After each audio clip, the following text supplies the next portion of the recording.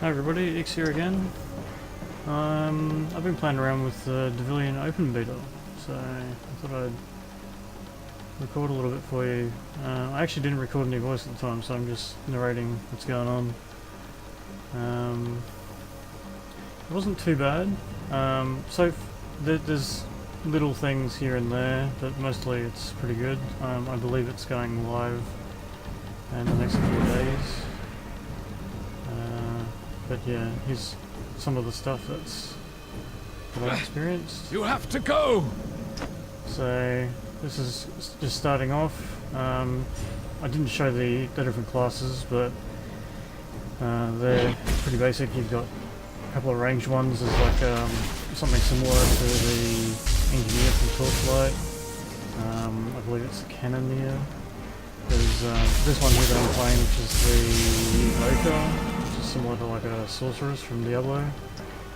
I think they're the two ranged ones. The other ones are like a fast attack sort of one. Hunter, I think it's called, and the other one's like a basic warrior type. I don't forget the name of it. I prefer ranged classes, so this is why I went with the Evoker. Now, you may have noticed I've already leveled once or twice. I think once at this point. There's only been a couple of enemies. So this is the first thing that got me, like levels don't seem to be worth very much.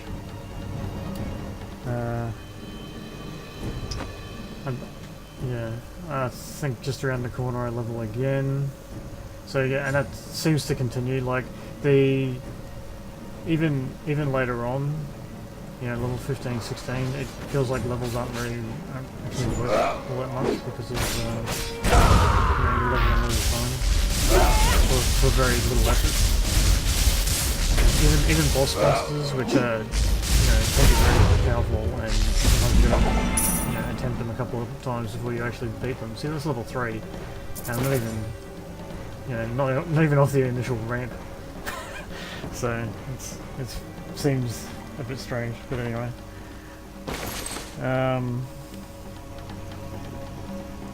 Yeah, the interface is a bit odd. I mean, it looks like it's based pretty heavily on the arcade interface, which I found a little bit clunky, to be honest. Alara, I'm glad you're safe. Really this, we do not need you, Devilian. We'll the Guardian. Yeah, I mean, this cinematic didn't bother me so much. Some of them are really annoying, especially you have to redo a boss fight. You gotta go through the whole cinematic thing again. You can't skip at all. There's no way to skip them, which is really annoying.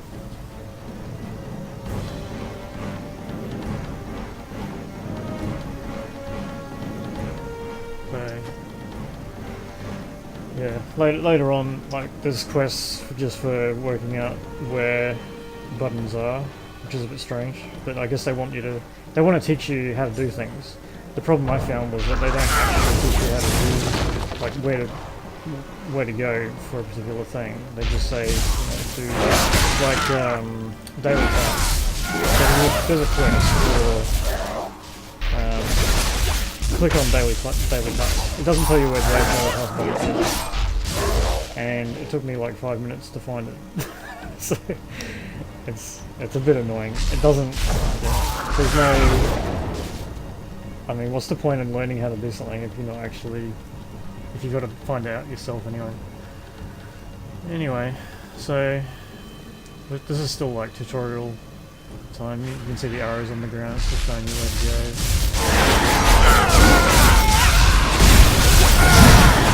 Hasn't been too much. The little lines, you can see the lines before some of the spells that you cast, like that's the direction at which things are cast. Some of the things that like the actual player characters can do have the same thing. Basically that's for spells that you can't, you know, if there's a certain time frame for them, like I think you'll see when I get to Chain Lightning it does that.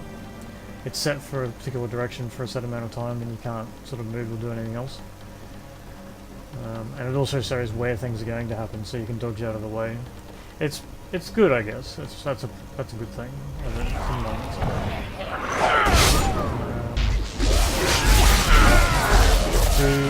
The other thing which movies are going to find really annoying was the initial attack that you get, like my little lightning sphere thing. They don't start off on your mouse button. You've got to actually drag it over to your mouse button, and there's no default attack. If you don't have something on your button click, then you're not actually going to use it. So you have to do that yourself. If you had no other ability to set up, you just default whatever one you had there on the mouse button. So hopefully they change that, because yeah, that's definitely an annoyance.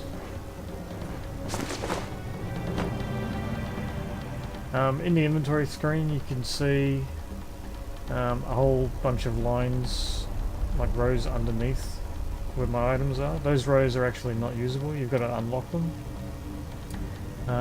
Some quests unlock extra rows, but I believe you can, if you're a patron, you can pay to unlock rows, so you can carry more inventory.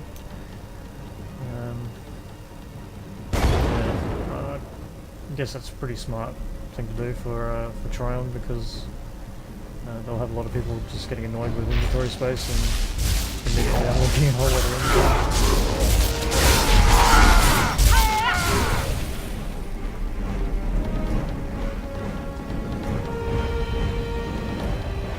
A lot of this initial stuff has to be like a great Devilian.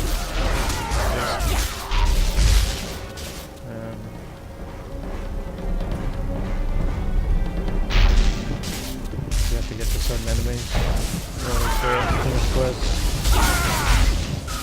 There is you can see on the right hand side where the quest is listed, the auto run button, and then you can actually click that and take it's like autopilot. It basically just moves your character for you and takes you where you need to go. It's good if you can't find something, so if you're in a village and you've got to find a particular character in the village,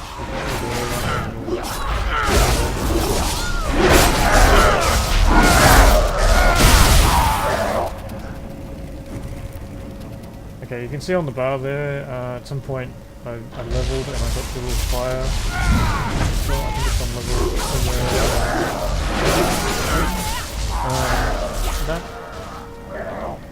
It just puts it there, so you can see there's nothing on the one. There's nothing on one, but it chose to put it on two, and that's kind of what it does at the initial thing. It puts your lightning sphere or whatever that thing is.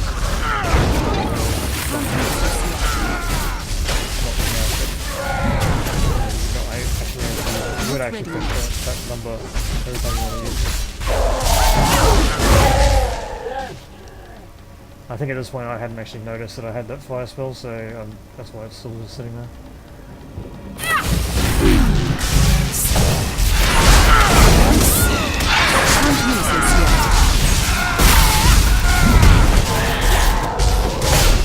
So this frost thing that I was doing just now, yeah, that thing, that's on my right button. And you can see it's got a cooldown. It takes up to 20 seconds before you can use it again. But when you can use it again, it's pretty good because it's an area effect, so you get all and it freezes. I believe low level enemies get frozen, and higher level enemies get slowed. I think that's how it works. It seems to be how it works. It does a little bit of damage, but it's not. Like, it's more the effect that you want. Start a combat like that. Stop that.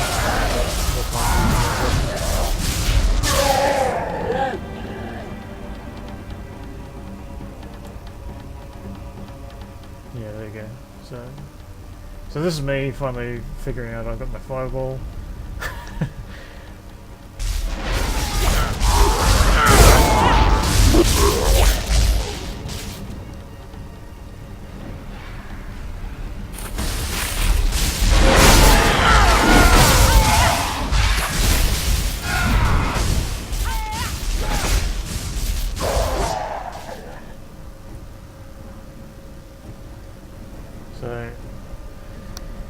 The thing with the lightning sphere, it doesn't actually use your mana, so you can pretty much cast it indefinitely.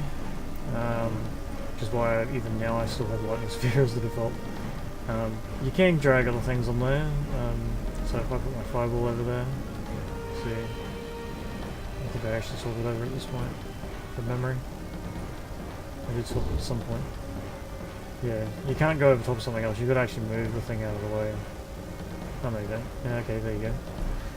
I proved myself wrong. Okay, so now I've got fireball set as default. However, that uses mana. Do that, I'll be able to press the button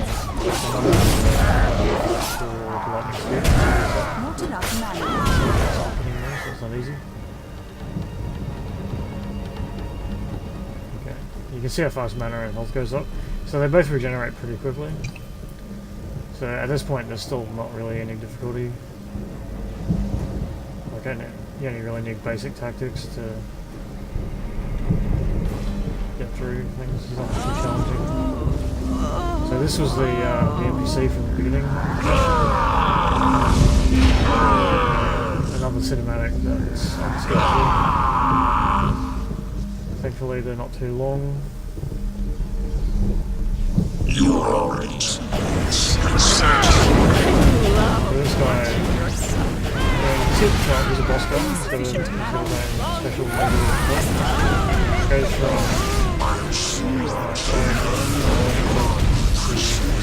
red to orange, and then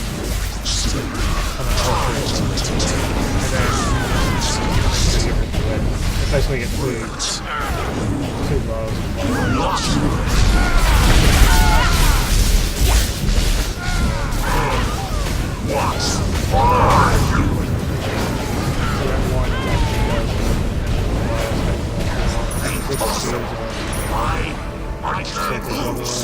The area of pixels.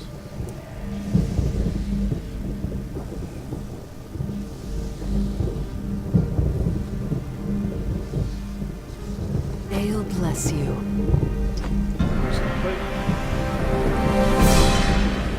Then I get the exclamation mark for the next thing. The great sage Dineste, my teacher, should be at the...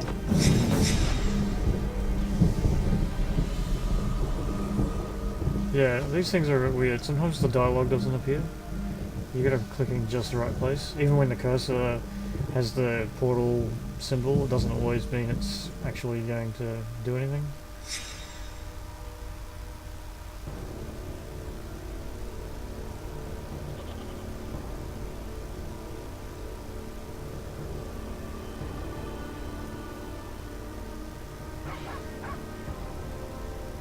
Okay.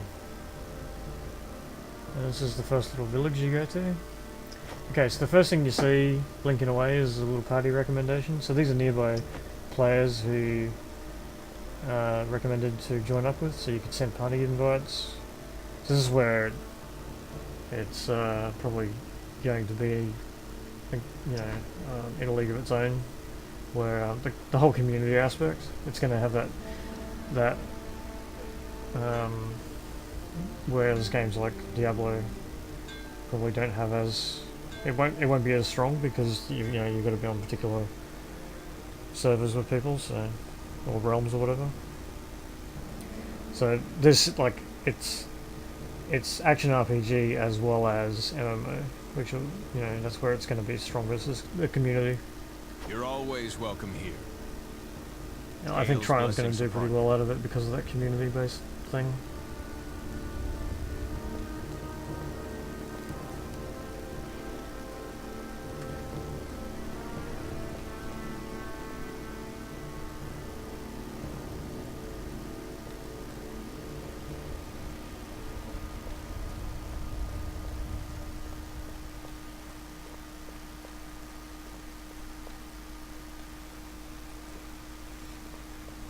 The running between areas, I had thoughts about as well. See these little things on the left there where it says Shrieking Cavern. That little blue thing is a like a waypoint, and you can use it to fast travel between like all the waypoints are sort of connected. You can fast travel between them. However, it costs money to do so. Not real money, like in-game money, silver from the actual game, and so basically it's pay money to be there now, or spend ages of your own real lifetime getting between areas. And I thought that was a bit strange because I mean, you don't want to encourage people to be bored, really. Like even other Tron games like Defiance have fast travel between areas, and I didn't see what was the point of charging people to get around like that.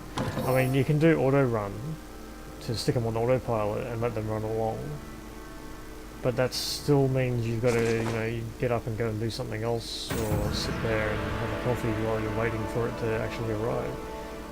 Why? I just don't see what they're gaining out of making people pay to fast travel. Anyway, that was my thoughts.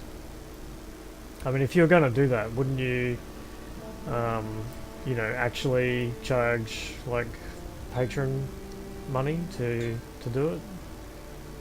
Yeah, I don't know. I just don't see the point. Like, there's like nothing to gain because they're not actually like it's only fake money. Everything you could ever need. So they're not actually gaining anything, and people. And if they don't pay this fake money, they're punishing people by making them waste time. So I don't know. I just don't see the point.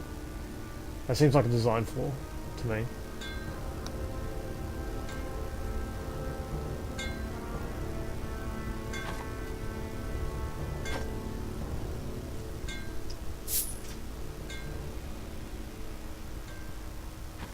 So this is me just trying to use one of the shops. You can just drag stuff into the window and it sells it, and it lists all your recently sold items, so you can actually buy them back.